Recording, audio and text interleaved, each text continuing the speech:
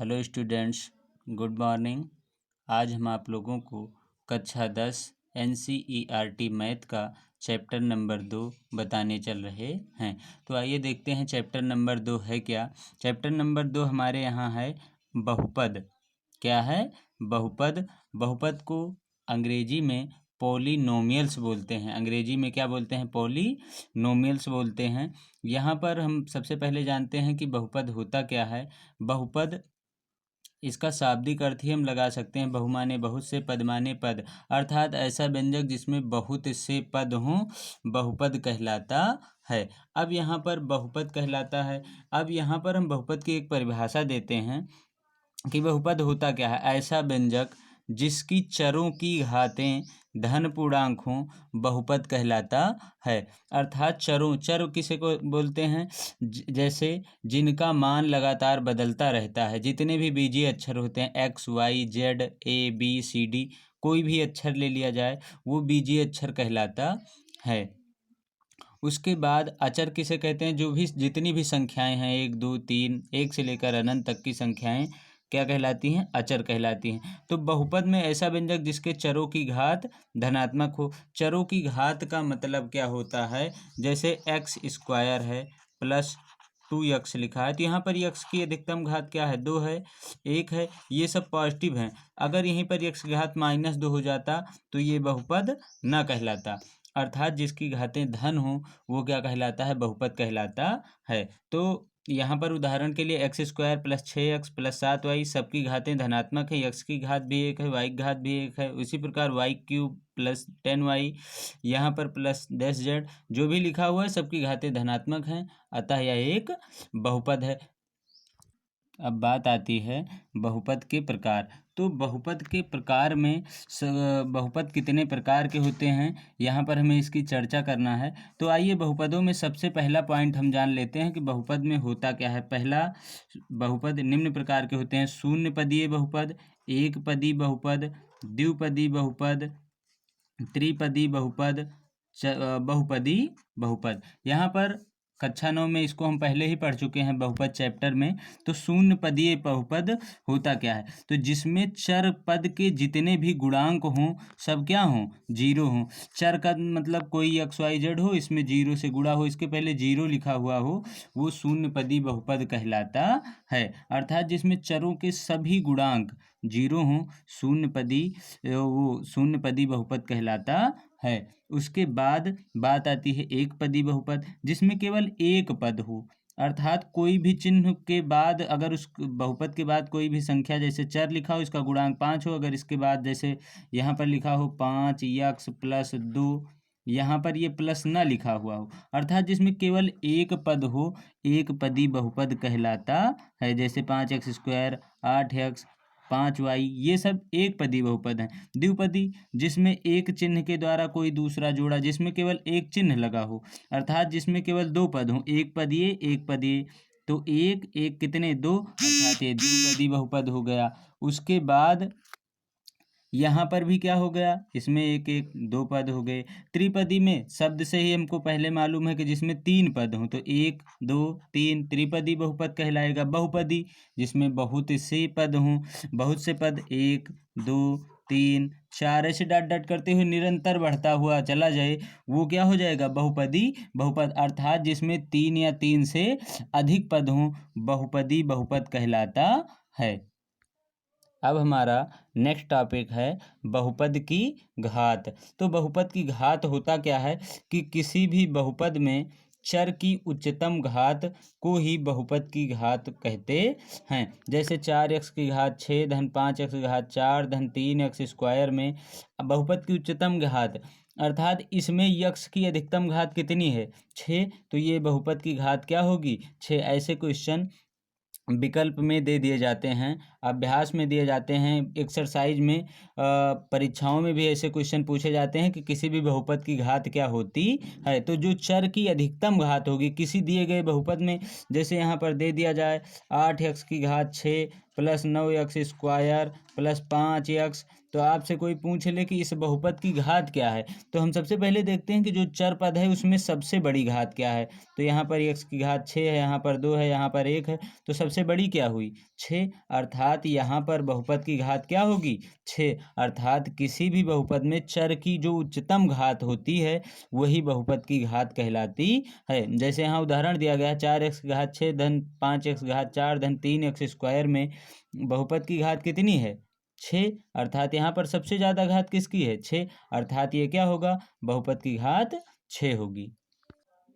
अब बात आती है इसी बहुपद में जो अपने टॉपिक सिलेबस में है द्विघात बहुपद, अपने ही सिलेबस में है द्विघात बहुपद। द्विघात बहुपद किसे कहते हैं, हमने अभी आपको बताया बहुपद की घात किसी भी चर में जिसकी अधिकतम घात होती है बहुपद की घात कहलाती है। तो अब द्विघात बहुपद क्या है, तो अर्थात ऐसा बहुपद जिसकी दो घातों वाले बहुपद को द्विघात बहुपद कहते हैं। अर्थात जिसकी क्या हो अधिकतम घात 2 हो वह द्विघात बहुपद कहलाता है। जैसे यहाँ पर हमने लिख दिया कि 5x² प्लस 6x प्लस 7, यहाँ पर x की अधिकतम घात कितनी 2 है, अर्थात ये एक द्विघात समीकरण है।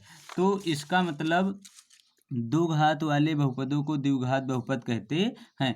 ax² धन bx धन c द्विघात समीकरण का व्यापक सूत्र होता है। अर्थात इसका एक व्यापक सूत्र होता है ax² plus bx plus c द्विघात का व्यापक रूप होता है। जहाँ abc वास्तविक संख्याएं अर्थात ये कुछ न कुछ संख्याएं होती हैं, abc संख्याएं होती हैं अर्थात कोई अचर पद जिनका मान नहीं बदलता है, abc ऐसी संख्याएं होती हैं। जैसे यहाँ पर हमने एक लिखकर दिखाया था, तो यहाँ पर 5 संख्या है, 6 संख्या है, 7 है ना, ये यहाँ पर ये अचर संख्याएं वास्तविक संख्याएं सब संख्याएं हैं। अब द्विघात बहुपद के शून्य की बात आती है, तो यक्ष के वे अधिकतम मान जिनको समीकरण में रखने पर बहुपद का मान शून्य हो जाता है बहुपद के शून्य कहलाते हैं। अर्थात कोई समीकरण दिया गया हो और उस समीकरण में अगर यहाँ पर ax² के रूप का है तो इसके 2 शून्यक होंगे, अगर 3 होता तो 3 शून्यक होते। अर्थात शून्यक उसे कहते हैं जिस मान को रखने पर समीकरण का मान 0 आ जाए, द्विघात के शून्यक कहलाते हैं। अभी आप लोगों को उदाहरण के माध्यम से हम बताते हैं कि कैसे बहुपद का मान शून्य हो जाता है। यहाँ पर एक उदाहरण ले लेते हैं। जैसे हम देखते हैं कि 8 का यहाँ पर इसका क्या करना है, हमें फैक्टर सबसे पहले करना है। ये एक द्विघात समीकरण है क्योंकि x की अधिकतम घात 2 है, तो इसका गुणनखंड करने के लिए 8 है कम 8 के ऐसे गुणनखंड करते हैं कि घटाने पर कितना है 2, तो x² माइनस यहाँ पर लिख देंगे 4 माइनस 2 माइनस x माइनस 8, तो x² minus 4x plus 2x minus का 8 बराबर का 0 हो जाएगा। वहाँ पर ये इन दोनों में कामन ले लेंगे, x कामन लेंगे तो x माइनस 4 प्लस 2 कामन x माइनस 4, एक ब्रैकेट में x माइनस 4 और एक ब्रैकेट में x प्लस 2। तो जब x माइनस 4 बराबर 0 तो x बराबर 4, जब x प्लस 2 बराबर 0 तो x बराबर माइनस 2। अर्थात x बराबर 4 और x माइनस 2, x बराबर 4 और x बराबर माइनस 2 इस द्विघात समीकरण के क्या हुए शून्यक हुए।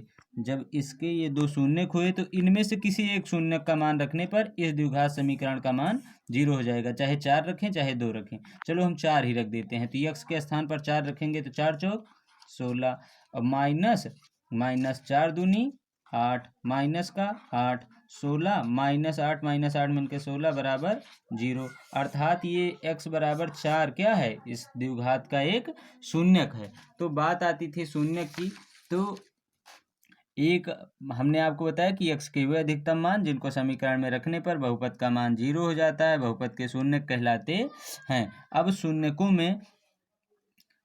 में एक टॉपिक है यहाँ पर, ये भी इम्पोर्टेंट है कि एक द्विघात के अधिकतम कितने शून्यक हो सकते हैं 2, अगर त्रिघात होता तो 3, चतुर्घात होता तो 4, तो एक द्विघात के कितने होंगे 2 शून्यक। यदि अब टॉपिक आती है यदि द्विघात बहुपद ax² plus bx plus c जो कि द्विघात का व्यापक सूत्र है के शून्यक अल्फा व बीटा हों तो शून्यकों के योग फल। शून्यकों को योगफल, मान लो जब द्विघात समीकरण के दो शून्यक प्राप्त होंगे, जैसे हमने सॉल्व किया था इस समीकरण को, तो समीकरण को सॉल्व करने के बाद हमें x बराबर 4 मिला था, x बराबर 2, ये शून्यक हुए। तो इसी प्रकार अगर शून्यकों को अल्फा और बीटा मान लिया जाए, यहाँ पर द्विघात बहुपद ax² + bx + c के शून्यक अल्फा और क्या दिए गए हैं, बीटा दिए होंगे, शून्यकों का योगफल। तो शून्य को मान लो एक दिया गया है ax² + bx + c दिया गया है, तो इसके शून्यक अर्थात इसको समीकरण को सॉल्व करने पर हमें अल्फा व बीटा मिलते हैं, तो इनका योगफल क्या होगा, तो शून्यकों का योगफल अल्फा + बीटा बराबर -b/a लिखा हुआ है, -b/a। इसका मतलब होता है कि b कहाँ है, b यक्स का गुणांक है, तो इसको हम लिख सकते हैं -x का गुणांक बटे y का गुणांक, x का गुणांक -x का गुणांक बटे y का गुणांक। तो -x का गुणांक x में किससे गुणा हुआ है, b, तो -b, और y का गुणांक क्या है, -x का गुणांक बटे, यहाँ पर हमने आप लोगों को बताया था -x का गुणांक बटे x² का गुणांक, किसका गुणांक, x² का गुणांक। तो यहाँ पर x² का गुणांक क्या होगा, यहाँ पर -x का गुणांक बटे x² का गुणांक, तो x² का गुणांक क्या है, a है, तो यहाँ पर हमने a लिख दिया। यहाँ पर इस प्रकार अर्थात दो मूलों का योगफल अल्फा + बीटा बराबर -b/a। अर्थात आपको कोई समीकरण दे दे कि 5x² + 6x + 7 के मूलों का योगफल क्या होगा, तो मूलों का योगफल हम जानते हैं कि अल्फा + बीटा बराबर -b/a।